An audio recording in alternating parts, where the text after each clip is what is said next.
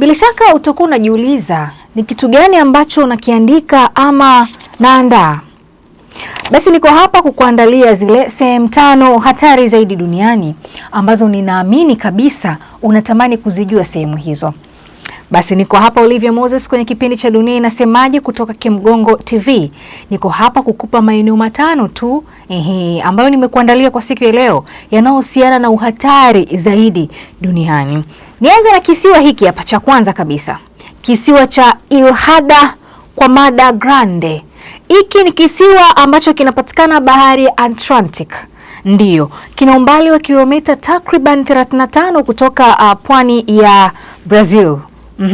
Naamini utatamani kujua kisiwa hiki kinahusiana na mambo gani sana ambayo ni hatari nilokuandalia kwa siku ya leo. Hiki kisiwa kinatambulika kama Snake Island. Ni maarufu sana kwa nyoka wengi sana wa ajabu, wa kila aina, kila rangi, kila ukali, kila ukubwa wanapatikana katika kisiwa hiki kilichopo nchini Brazil kwenye bahari ya Atlantic.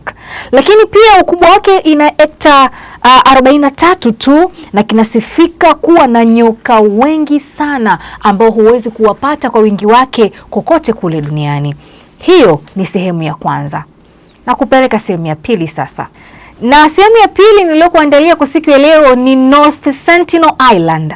Hiki ni kisiwa ambacho kinapatikana kule Andaman kwenye bahari ya Hindi kule nchini India. Na kisiwa hiki kinatambulika kuwa na jamii ya watu ambao hawatambui kabisa kinachoendelea katika ulimwengu huu tuliopo mimi na wewe kwa sasa. Nikimaanisha kwamba ni watu ambao hawaelewi mambo ya mitandao. Hawaelewi kama kuna nchi inaitwa Marekani, kuna nchi inaitwa Uganda, kuna nchi inaitwa Brazil, kuna nchi inaitwa Tanzania. Hawaelewi chochote kuhusiana na nchi nyingine za pembeni au hata za mbali. Wanachojua wao duniani wako wenyewe tu, wanapatikana katika kisiwa hicho. Lakini pia watu wa kisiwa hiki wanadhaniwa kuwa wanakula nyama za watu. Ni watu hatari sana wanaopatikana katika kisiwa hiki. Na jamii hii inatambulika kwa jina la Sentinels. Ndiyo, wanapatikana katika iko kisiwa.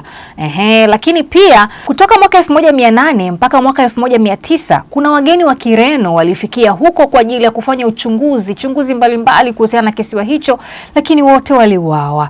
Na mwaka 1984 kulikuwa na kikundi cha waigizaji ambacho walitamani kufika katika eneo hilo la kisiwa kwa ajili ya kutazama na kuona ni sehemu gani ambayo ni nzuri kwa ajili ya maigizo yao, lakini wote walishambuliwa na mishare na hawa watu. Ni kwa sababu gani? Ni watu ambao hawataki kutengamana na watu wowote wale. Hawataki kuwa pamoja. Wanataka kuwa wao kama wao kwa sababu wanachokiamini katika ulimwengu wako peke yao. Hawaelewi mambo ya mitandao, hawajui Facebook, hawajui Instagram. Ni watu ambao wamejitenga katika kisiwa hicho huko Andaman kisiwani nchini India. Lakini nataka pia nikuletea sehemu ya 3 niliyokuandalia leo katika sehemu zile 5 za hatari zaidi duniani. Sehemu ya 3 inatambulika kwa jina la Domesday Gara. Hii ni sehemu ambayo ilijengwa kwa ajili ya uhifadhi wa mbegu kimataifa.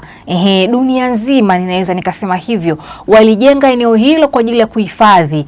Walitaka hapo waweze kuhifadhi mbegu za kilimo, mbegu zote za mimea hizi, vyakula tunavyokula, kwa mbegu zihifadhiwe pale. Na lilijengwa jengo hili mwaka 2008 nchini Norway. Madhumuni ya jengo hili ni kutunza mbegu takriban mataifa mengi kwa ajili ya kujilinda na mbegu hizo, ili upande wa maafa, kwa mfano maafa ya vita, mabadiliko ya tabia ya nchi, majanga ya kivolkano na vitu kama hivyo. Lakini pia cha kushangaza, jengo hili la Domesday Gara limejengwa katikati ya mlima wenye barafu, lakini pia liko ukanda wa juu wa bahari na usababisha kwamba hata inapokuja mafuriko ya bahari basi jengo hilo liendelee kuwepo hapo hapo. Lakini cha kushangaza ni jengo ambalo haruhusiwi mtu yeyote kuingia isipokuwa na vibali vingi na vibali maalum.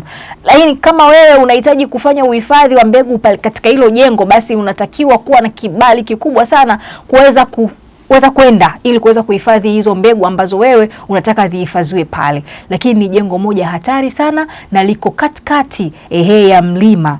Lakini pia jengo hilo limejengwa katikati ya milima yenye barafu na ni mita 120 kwenda usawa chini ya ardhi ndio lilipojengwa jengo hilo. Na tukasema kama vile handaki si handaki, lakini limewekwa hapo kwa ajili ya special zaidi ya utunzaji, lakini pia kuna ulinzi na usalama wa kutosha sana. Hapo mwaka 2008 lilijengwa, na leo mpaka muda huu naongea na wewe bado lipo na linatumika, sema kwa masharti makubwa sana. Na eneo la 4 linaitwa Area 51. Hii ni sehemu inayopatikana pale Marekani, jangwa la kusini mwa Nevada, kilomita takriban 135 kaskazini magharibi mwa Las Vegas. Ndiyo, na eneo hili limetengwa zaidi kwa ajili ya kukagua zile silaha ambazo zinatumika kwa ajili ya vita, lakini pia kuna ndege zile za kivita ambazo mashambulizi yake yote yanatungwa pale Area 51, na hiyo sehemu inapatikana kule Marekani.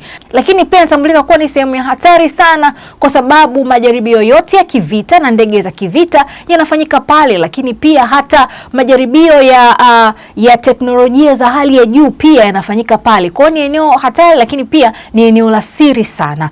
Na eneo la 5 nililokuandalia kwa siku ya leo linaitwa Mapimi Durango, kule maeneo ya Mexico, nchini Mexico. Eneo hili linafahamika pia kama Zone of Silence. Ni ukanda wa ukimya zaidi. Mara kwanza lilifahamika kama ni sehemu ya bahari, lakini baada ya miaka kusogea eneo hilo lilibadilika na kuwa jangwa kabisa, ndiyo. Na baadaye wakaliita jina la Zone of Silence kwa sababu ukipita eneo lile ni lazima utakaa kimya, from nowhere wazungu wanasema. Hata upite na mnyama, iwe kuku, mbuzi, ng'ombe, mnyama yoyote yule, ukikatiza naye eneo hilo ni lazima hata yeye hatofanya chochote, hatotoa ile lugha ama ishara ya mnyama, ila atapita pale kimya. Ndiyo, utafiti wa wataalamu wanasema kwamba eneo hilo hata ndege zinapopita mazingira hayo, ukanda huo kwa juu pale, basi ni lazima dira zitapoteza tu mwelekeo wake. Lakini pia hata mitandao ya kijamii hakuna, uwezi pale ukapita ukapata kuwasiliana na mtu kupitia simu yako au ukaingia kwenye mitandao ya kijamii, kwa sababu ukipita eneo lile hata simu pia nazo huzima.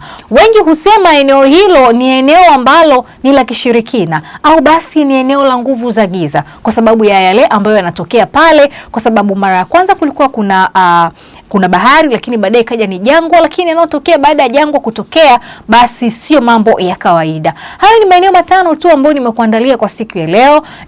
Hizo ni sehemu 5 hatari zaidi duniani. Ninaamini utakuwa umefurahi na umeenjoy, kuna kitu ambacho umejifunza, ila usiache kutoa maoni yako hapo chini. Uniambie ni kitu gani ambacho unatamani tukiongee kwa ukubwa zaidi, hatujawahi kukiongea, unatamani tukiongee, au tulishawahi kukiongea lakini unatamani tuiongee kwa ukubwa zaidi na zaidi. Tuko hapa kwa ajili yako. Majina yangu ni Olivia Moses na kipindi hewani ni Dunia Inasemaje. Ninamaliza hivyo sasa, na nyuma ya kamera pale tupo na director Majan. Tukutane siku nyingine panapo majaliwa ya Mwenyezi Mungu.